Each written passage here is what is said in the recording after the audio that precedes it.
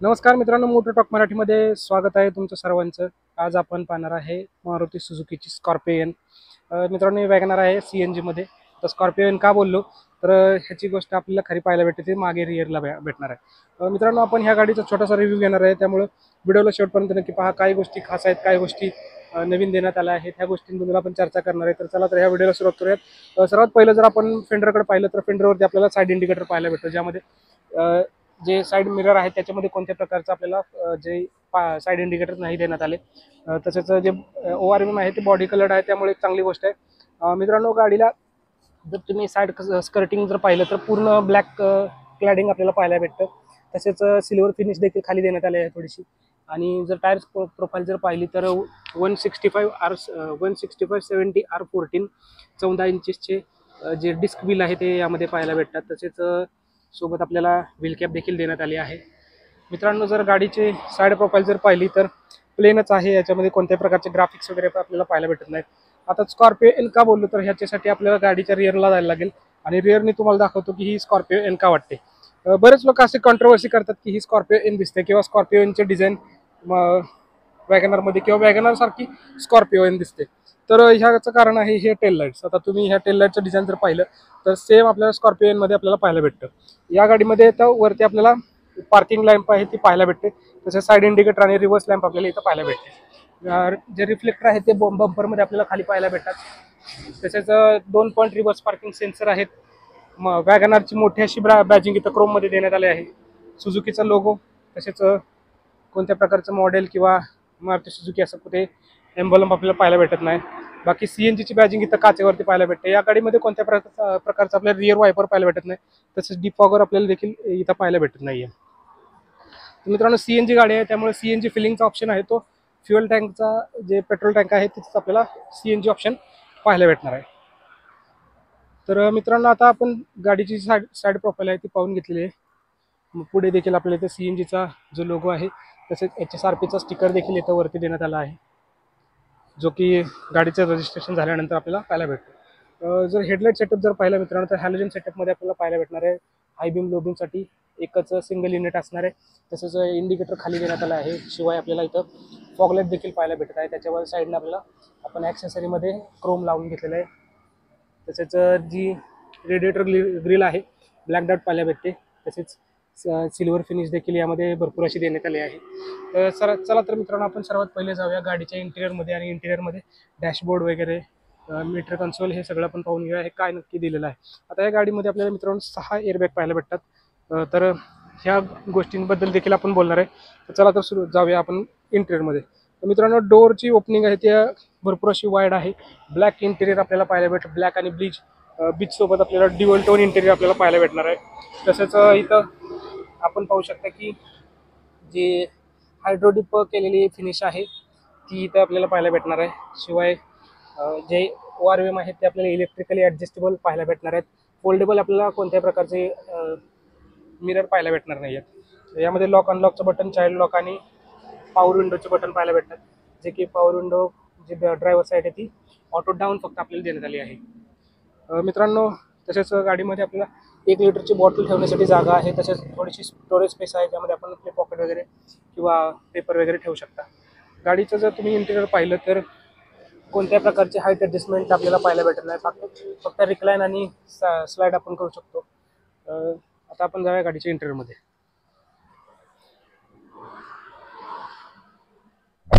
तर मित्रांनो, आपण आता आलो आहे Maruti Suzuki Wagon R CNG VXI model. आपल्याला आता वाईड अँगल नाही आहे, त्यामुळे थोडंसं सीट मागे घेऊन तुम्हाला माहिती सांगतो. मित्रांनो, स्टेअरिंग व्हील आहे ते आपल्याला कोणत्याही प्रकारचे इथं बटन वगैरे किंवा कोणत्याही कनेक्टिव्हिटीसाठी इथं कोणतेही बटन देण्यात नाही आले. जे इन्फोटेनमेंट आहे तो नॉर्मल आपल्याला पाहायला भेटणार आहे. स्क्रीन वगैरे यामध्ये येत नाही. स्टिअरिंगच्या पॅडवरती जर पाहिलं तर सुझुकीचं लोगो SRS एअरबॅगची बॅजिंग आणि डुअल टोनमध्ये आपल्याला स्टिअरिंग आहे ते पाहायला भेटतं. याच्यावरती लेदर रॅप केलेलं आहे, त्यामुळे जरा ग्रिप थोडीशी जास्त येते आणि सिल्वर फिनिश यामध्ये देण्यात आले आहे. मित्रांनो, आपण आता की लावून घेऊया आणि मीटर जो आहे तो काय काय सांगतो ते आपण पाहून घेऊया. नॉर्मल आपल्याला जुन्या पद्धतीचाच मीटर जे जुने मॉडेल्स होते त्याच्यासारखंच आपल्याला पाहायला भेटणार आहे. कारण किरकोळ असे काही फीचर्स किंवा बदल केलेले असतील तर स्विच चालू करून घेतलेला आपण एसी जरा बंद करूया. तर ह्यामध्ये आपण वॉर्निंग लाईट्स पाहू शकता, भरपूर अशा वॉर्निंग लाईट्स आहेत. जी TFT डिस्प्ले आहे त्याच्यामध्ये पेट्रोल आणि CNGची जे लेवल आहे ती दोन्ही बाजूला देण्यात आली आहे. मध्ये आपल्याला ट्रिप मीटर आहे तो देण्यात आला आहे आणि एअरबॅगसाठी प्रत्येक एअरबॅगसाठी सिग्नल्स आपल्याला इथं पाहायला भेटणार आहेत, ज्यामध्ये ड्रायव्हर साईड, लेफ्ट राईट आणि प्रत्येकाची जे सीट बेल्ट आहे त्याची वॉर्निंग आपल्याला इथं पाहायला भेटणार आहे. आणि जर स्टेअरिंगचं ॲडजस्टमेंट जर पाहिली मित्रांनो तर या गाडीमध्ये आपल्याला स्टेअरिंग फक्त हाईट ॲडजस्टेबल स्टेअरिंग पाहायला भेटतं, जे की आपण फक्त वर खाली करू शकता. टेलिस्कोपिक स्टिअरिंग व्हील आपल्याला इथं कोणत्या पद्धतीचं पाहायला भेटणार नाही आहे. मारुतीच्या वॅगनारमध्ये मित्रांनो डॅशबोर्डमध्ये असं कोणताही बदल जास्तीचा करण्यात नाही आला आहे. प्लेनच डॅशबोर्ड आपल्याला पाहायला भेटणार आहे. तसेच इन्फोटेनमेंट सिस्टीम आहे ते मारुतीचीच नॉर्मल आपल्याला पाहायला भेटणार आहे. इथं खाली आपल्याला हजार्ड लाईटसाठी बटन आहे आणि AC युनिट आहे तो नॉर्मली आता नवीन जर नेक्साच्या किंवा इतर कोणत्या गाड्या अरेनाच्या जर पाहिल्या तर त्यामध्ये आपल्याला नवीन पद्धतीचा जो AC कंट्रोल युनिट आहे ते पाहायला भेटतं, पण ह्या गाडीमध्ये अजूनपर्यंत अपडेट केले गेलं नाही आहे, त्यामुळं नॉर्मल आपल्याला जुन्या मॉडेलसारखंच पाहायला भेटणार आहे. इथे जर पाहिलं तर सेंटर कन्सोलचे गिअर लिव्हरचे इथं देखील आपल्याला हायरो डिप केलेली डिझाईन आहे ती पाहायला भेटणार आहे.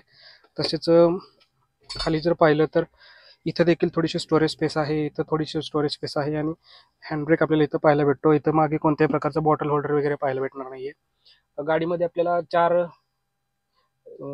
6 आपल्याला एअरबॅग पाहायला भेटतात, ज्यामध्ये स्टिअरिंगमध्ये एक आहे, तिथं पलीकडे एक देण्यात आले आहे आणि 2 ह्या पिलरमध्ये देखील आपल्याला एअरबॅग पाहायला भेटते.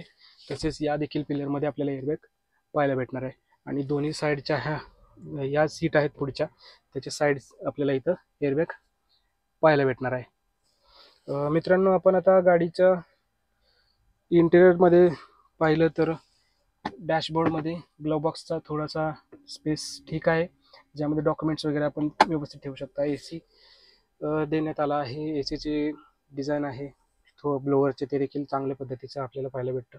वायपरचे स्टॉक्स या बाजूला आहेत आणि हेडलाईटसाठी स्टॉक या बाजूला देण्यात आले आहेत.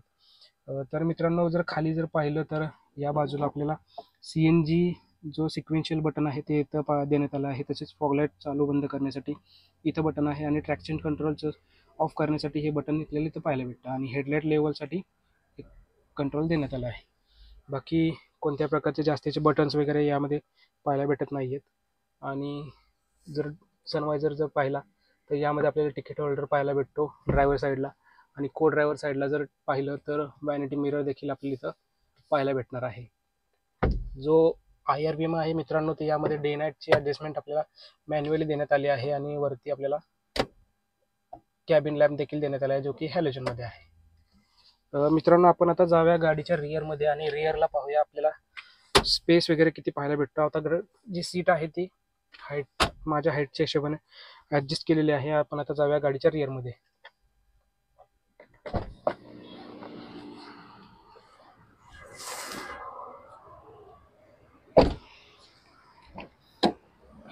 मित्रांनो आपण आता गाडीच्या रिअरमध्ये आलेलो आहे. रिअरला जर पाहिलं मित्रांनो तुम्ही तर ब्लॅक फिनिशमध्ये आपल्याला डोअर पाहायला भेटतो. यामध्ये देखील समोरच्या डोअरसारखं तिथं रफ फिनिश आहे आणि जर खाली पाहिलं तर स्पीकर ग्रिल आहे. तसेच बॉटल होल्डरसाठी 1 लिटरची बॉटल आपण ठेवू शकतो आणि थोडीशी स्पेस यामध्ये मागे देखील देण्यात आली आहे.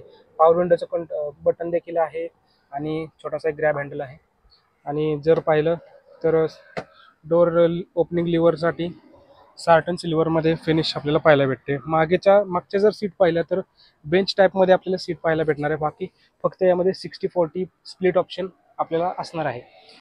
60-40 स्प्लिट करण्यासाठी जर जे बटन जर पाहिले तर चांगल्या पद्धतीचं नवीन वाला आपल्याला बटन पाहायला भेटलंय. कोणत्या पद्धतीचं जे असेल बटन नाही जे खेचाखेचीचं असतं, खेचण्यासारखे नाही आहेत, चांगल्या क्वालिटीच्या, जेणेकरून आपण इझिली आपण सीट फोल्ड करू शकता.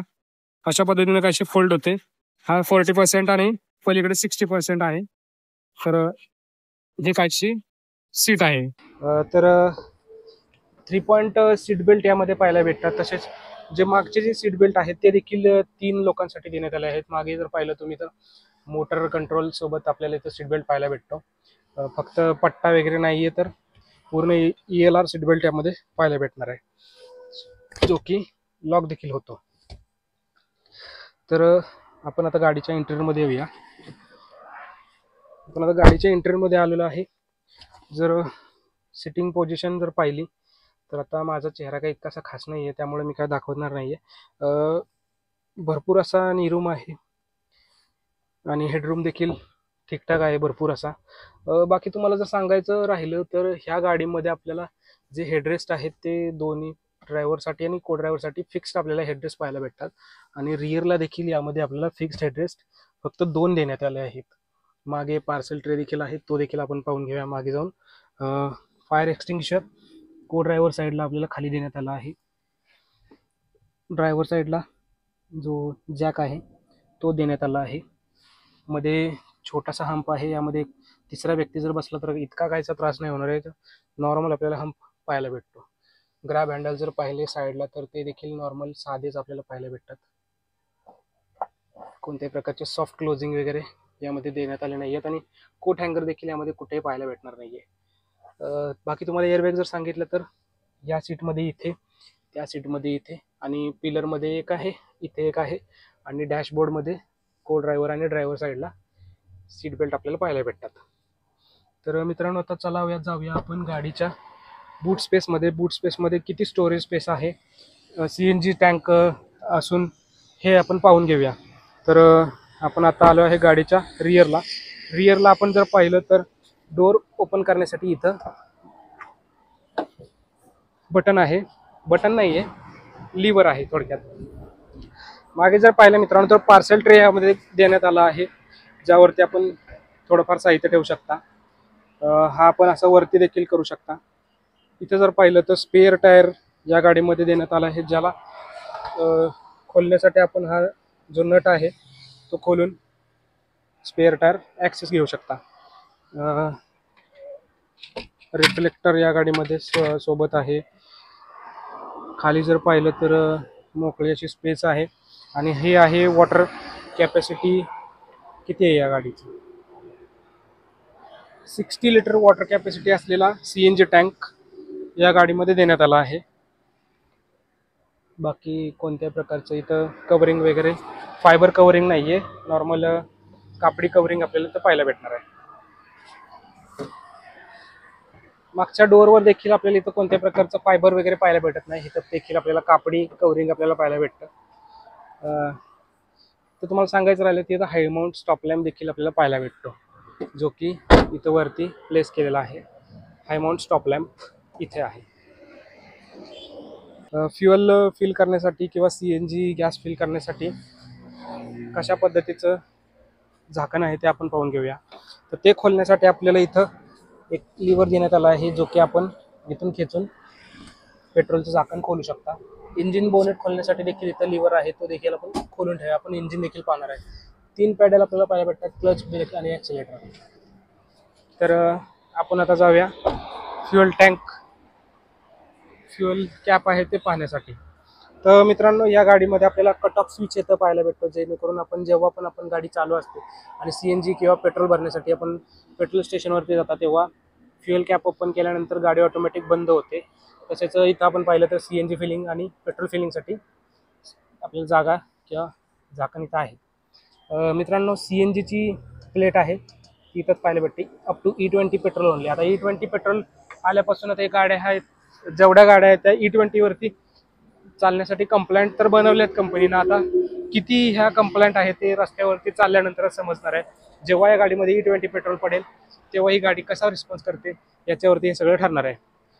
तर मित्रांनो आपण आता बोनेट पाहणार आहे. यामध्ये इंजिन कशा पद्धतीनं मेंटेन ठेवलेलं आहे आणि काय हे इंजिन पॉवर वगैरे देतं आणि मायलेज किती देतं CNG मध्ये हे आपण पाहणार आहे. तर हे काहीसं आहे 1 लिटर पेट्रोल इंजिन वॅगनारसाठीचं. तर या गाडीमध्ये आपण जर पाहिलं तर 66 BHP पॉवर जनरेट करतं आणि जवळपास 25.35 किलोमीटर प्रति किलोचं ह्या गाडीमध्ये आपल्याला ॲव्हरेज पाहायला भेटतं, जे की CNG गाडीसाठी ठीकठाक आहे. गाडीमध्ये बॅटरी प्लेसमेंट या बाजूला देण्यात आले आहे. रेडिएटर जो आहे तो इकडे पुढेच्या बाजूला देण्यात आला आहे. बाकी फ्यूज बॉक्स वगैरे देखील इथून ॲक्सेस करू शकता. तर अशा पद्धतीचं काहीशी ही वॅगनर आहे. तुम्हाला कशी वाटली हे मला कमेंट करून नक्की सांगा. वॅगनरची जर एक्स-शोरूम प्राइस जर पाहिली VXI CNG मॉडेलसाठी तर 6,47,000 रुपयांपासून WagonR CNG VXI model start होते. तर त्याची ऑन रोड किंमत आता आपल्या आपल्या एरियामध्ये किती येते ते आपण चेक करू शकता. तर बाकी ह्या गाडीची एक्स-शोरूमची किंमत आहे ती 6,47,000 रुपये आहे. व्हिडिओ आवडला असेल तर लाईक देखील करा. आपल्या मोटर टॉक मराठी चॅनलला सबस्क्राईब नक्की करा आणि असेच व्हिडिओज पाहण्यासाठी आपल्या चॅनलला फॉलो सबस्क्राईब नक्की करा. धन्यवाद.